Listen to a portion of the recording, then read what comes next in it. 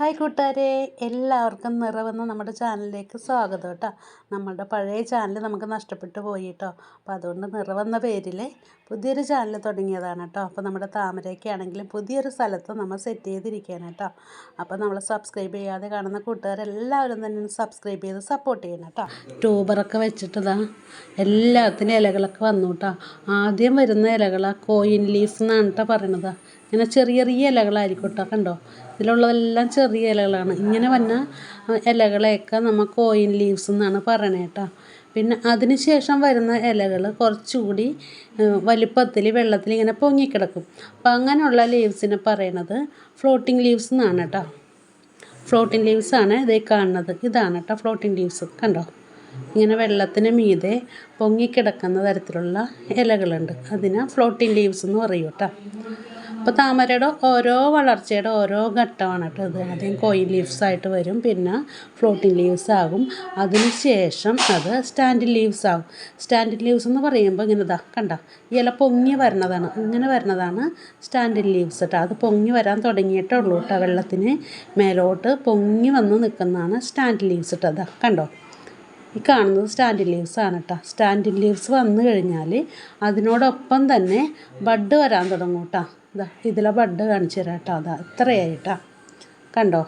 നല്ല tropical variety ആണെങ്കിൽ ഓരോ സ്റ്റാൻഡിങ് ലീവ്സ് വരുമ്പോഴും അതിൽ ബഡ് വന്നുകൊണ്ടിരിക്കും. ചിലതൊക്കെ ഉണ്ട് കേട്ടോ. അതാ ഇത് നോക്കൂ, ഇതിന് സ്റ്റാൻഡിങ് ലീവ്സ് വന്നിട്ടില്ല. ആകെ കുറച്ച് കോയിൻ ലീഫും ഫ്ലോട്ടിംഗ് ലീവ്സും മാത്രമേ ഉള്ളൂ കേട്ടോ. ആകെ 5-6 ഇല മാത്രമേ ഉള്ളൂ ഇതിനകത്ത്. കണ്ടോ, എന്നിട്ട് തന്നെ അതിൽ ബഡ് വന്നിട്ടുണ്ട് കേട്ടോ.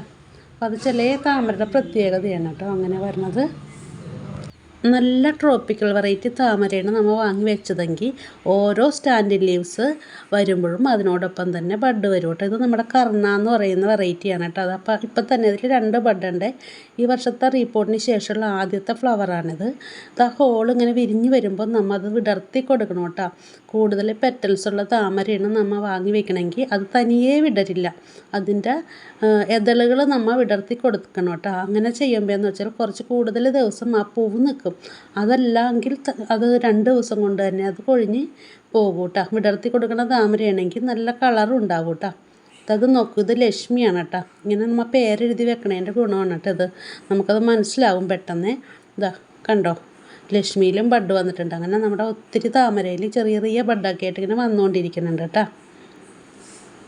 അപ്പോൾ നമ്മൾ വെച്ച താമരകളെല്ലാം തന്നെ ചിലത് ബഡ് വന്നു, ചിലത് കോയിൻ ലീവ്സ് ആയിട്ട് നിൽക്കണുള്ളൂ, ചിലത് സ്റ്റാൻഡിങ് ലീവ്സ് വന്നു, അങ്ങനെയൊക്കെ ആയിട്ട് നിൽക്കുകയാണ് കേട്ടോ. കാരണം ഓരോ താമരയുടെയും വെറൈറ്റി അനുസരിച്ചാണ് അതിൻ്റെ വളർച്ച കേട്ടോ. ചിലത് പെട്ടെന്ന് വളരുന്നതുണ്ട്, ചിലത് സ്ലോ ഗ്രോത്ത് ഉള്ളതുണ്ട്. അങ്ങനെ നമ്മൾ പല വെറൈറ്റിയിലുള്ള താമരകളും ഇവിടെ വാങ്ങി വെച്ചിട്ടുണ്ട് കേട്ടോ.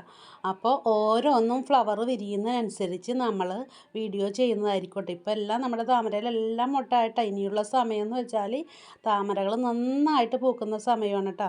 അപ്പോൾ താമര ഇതുവരെ വാങ്ങി വയ്ക്കാത്തവർ, താമര വാങ്ങി വെക്കണം എന്ന് ആഗ്രഹിക്കുന്നവർ പെട്ടെന്ന് തന്നെ നിങ്ങൾ ട്യൂബറൊക്കെ വാങ്ങി വെച്ചോളൂ കേട്ടോ. നിങ്ങളുടെ മുറ്റം നിറയെ പൂക്കളുണ്ടാവും കേട്ടോ. അപ്പോൾ പ്രധാന കാര്യം പറയാനുള്ളത്, സബ്സ്ക്രൈബ് ചെയ്യാതെ കാണുന്നവരാണെങ്കിൽ എന്തായാലും നമ്മളൊന്ന് സബ്സ്ക്രൈബ് ചെയ്ത് സപ്പോർട്ട് ചെയ്യണം കേട്ടോ. നിങ്ങളുടെ പിന്തുണയാണ് നമുക്ക് ഏറ്റവും പ്രാധാന്യമായിട്ടുള്ളത് കേട്ടോ. അതുപോലെ തന്നെ നമ്മുടെ വീഡിയോ ഇഷ്ടമായിട്ടുണ്ടെങ്കിൽ ലൈക്ക്, കമൻറ്റ് എല്ലാം ചെയ്ത് നമ്മളെ സപ്പോർട്ട് ചെയ്യുക കേട്ടോ. അപ്പോൾ ഇതുവരെ നമ്മുടെ വീഡിയോ കണ്ടതിന് താങ്ക് യു.